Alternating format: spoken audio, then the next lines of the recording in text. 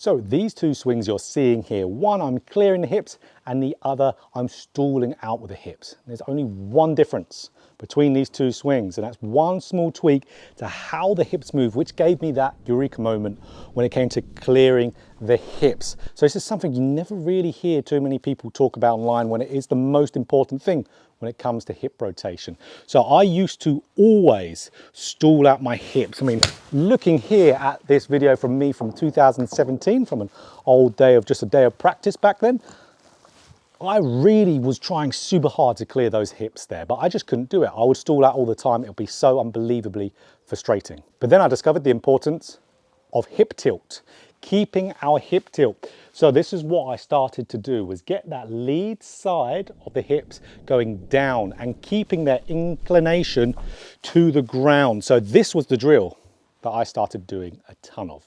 So sticking the belt loops, angling the stick down towards the ground and getting it disappearing around. So even if I just replicate that movement, we're going to see from both frontal and down line, I'm going to clear the hips well, but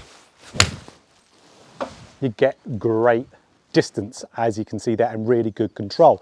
So even if I hit another ball there and I do what I used to do back in the day, which I used to try and bump the hips and then turn, and then what we're going to see as a result in that exact same motion, bumping the hips and turning, we're going to see quite a bit slower, absolutely, and we can also see just a little bit left and quite high, so not that great, and you will just stall out every time. So hip tilt. Why is hip tilt so important? And ultimately, it's because the golf ball is on the ground. Now, golf being a rotational sport, ball being on the ground, we can't just simply try to turn and spin. We have to have that lead side of the pelvis stay down as we're turning if we want good, successful rotation. So that's where finding out about that information back in the day, then getting this alignment stick, putting it through the belt loops. If I could get that stick pointing down, but disappearing quickly, I immediately, even just with a practice swing, thought, wow, that feels easier to rotate. That feels way easier. And then going into a golf ball, getting, okay, stick pointing down and turning around. And immediately, it was like eureka. I can now clear the hips without putting in a ton extra time of trying to rep something out.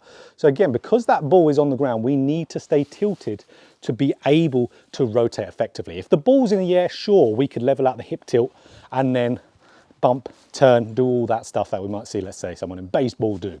But golf ball is on the ground. So that's where when you know that information and you absorb it, it just makes so much more sense of why, let's say for myself, I was struggling so much to clear, because it was just a faulty concept of bumping and turning. Because again, bumping that pelvis up means you're going to lose your hip tilt. Now you can't rotate with that ball being on the ground. Again, if it was in the air, sure, but the ball is on the ground. So you want that stick through the belt loops, a little bit on the right hand side, a lot on the left. Get that stick disappearing left around you. So let's do another one here. Stick disappearing left and around me. And what I noticed as well with myself, I started to even rotate my chest more going through the golf ball, which I wasn't even trying to do. So you get way more compression. Let's hit another one without too much effort. I mean, look, this is an 8-iron, and how little effort I'm putting into this and getting a ton out of it. Where then if, again, I bump the hips and then turn from there, again, I just felt like I stalled out, and as we can see, way shorter, slower as well, and left. So just so you're not taking my word for this, let's look at see what the best players in the world do. So I'm going to look at an extreme of this, Scotty Scheffler, and one other player as well. So we can see, is this what the best players in the world do, or is this just what I do? Now let's dive into the movement of Scotty Scheffler, who is arguably the best iron player in the world at the moment, and then arguably the best iron player of all time, Tiger Woods, and have a look at how they are moving with their hip tilt. So let's dive straight into it. So everyone in the golf swing has a tilt. So even at the top of the backswing, you will have the right side higher than the left. Like we said, golf ball's on the ground, so we need to be tilted. And we see it both for Tiger and Scotty here. So let's have a look at Scotty first. So what we can see with Scotty, he does have a lot more lateral movement than a lot of golfers have. But as he laterally shifts, so as we see here in the downswing, in that first initial movement, he still has his right side higher than his left. So his left side is still staying low in that first movement. And for Scotty, you'll see that remain there. I mean, even here, mid downswing, still with that right side a little bit higher than the left. So he is shifting, but keeping his tilt also. So it's only when he gets to really roughly around, let's say, shaft parallel to the ground in the downswing, do we start to see that hip tilt level out, which is very normal of a place for the hip tilt to start to get lost and raise back up. And that's not via hiking the left hip up, that's via the left leg extending. So really important topic that you've probably seen on the channel a good few times. So we can see there, sequencing of that tilting is keeping that left side down all the way to shaft parallel, and then the left leg straightening up, which then gets the left side going higher. So there are, again, like I said, other videos on the channel about that topic specifically. But let's see the best iron player of all time, how Tiger Woods moves. So we can see left side lower than the right. So let's see him. Let's get to left arm parallel. Still, left side is that little bit lower than right. So I'm measuring his hip bones there. So again, similar with Tiger, he will start just as he's around at shaft parallel to the ground. That left side will start to get that little bit higher than the right, and that's because at that same time he is extending that left leg, which is so important to keeping the hip turn going and flowing through the golf ball.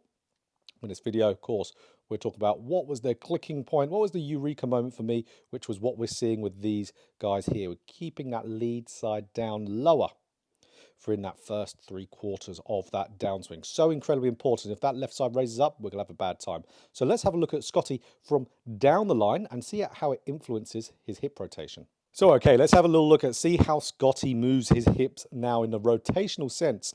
So this really helps a player's ability to keep that stable, steady hip rotation. If we look here at that speed of his hip rotation, you can see that left hip is going, which then, of course, that's having the chain of events happening with the sequencing of the downswing. Hips are going, and then just after that, the upper body and arms are starting to follow. It's an absolute split second, but it's really important to have that split second in a really good spot, which our drill really helps with. But you can see those hips gradually continue to turn until he gets to this really nice impact position. No stalling there. It's gradual rotation, which we call the rate of rotation, and that is nice and smooth. That's where if you have a big hip bump, this hip rotation will stall out, and then you'll have zero movement of those hips going through the golf ball. And we can see, because Scotty's hip tilt is so good, he just continues to get that good rotation going through the shot, even as a player who gets lots of lateral movement as well. So such a key, crucial thing to have in your golf swing. Again, if you really want to clear the hips, want to have that eureka moment like I did, getting that hip tilt is absolutely essential for absolutely every golfer. So as we can see, the best players in the world do this movement too, especially with, of course, the world #1, Scotty Scheffler, how he keeps his hip tilt and he moves his entire body to the left, where a lot of people think you need to move just your lower body and hang back with your upper body. Now, that depends on the club. Longer club is, you're going to have a little bit more behind the centerline nature. But as we can see with Scotty, by far the best iron player out there.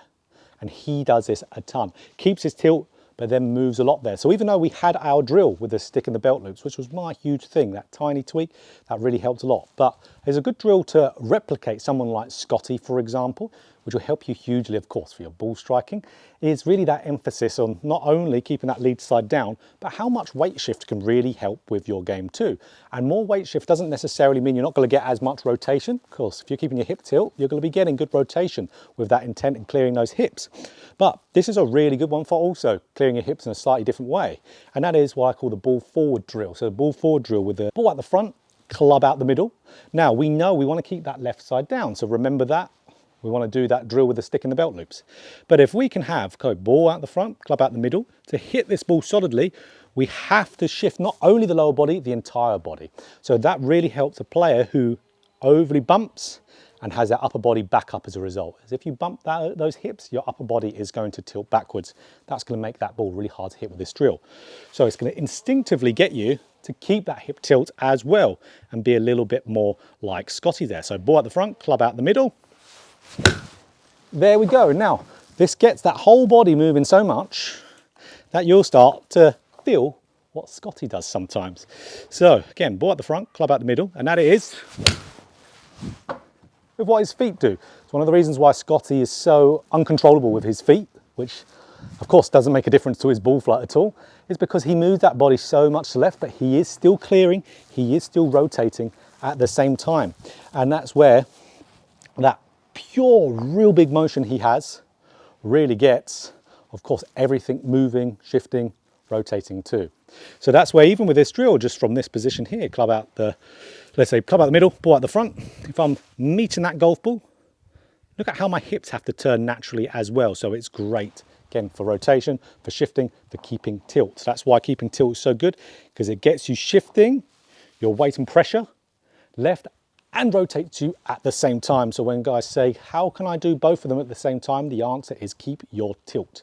The only reason why a lot of players can't, let's say, do shifting and turn at the same time is because they are losing their tilt. So this is the information that gave me that eureka moment when it came to getting myself clearing the hips. But it will do way more than that, as you could see, even the best players in the world doing so also. So absolutely, guys, if you enjoyed this video, click that like button. If you want more golf instruction just like this, hit the subscribe button and hit that bell button too to be notified every time I put out a video.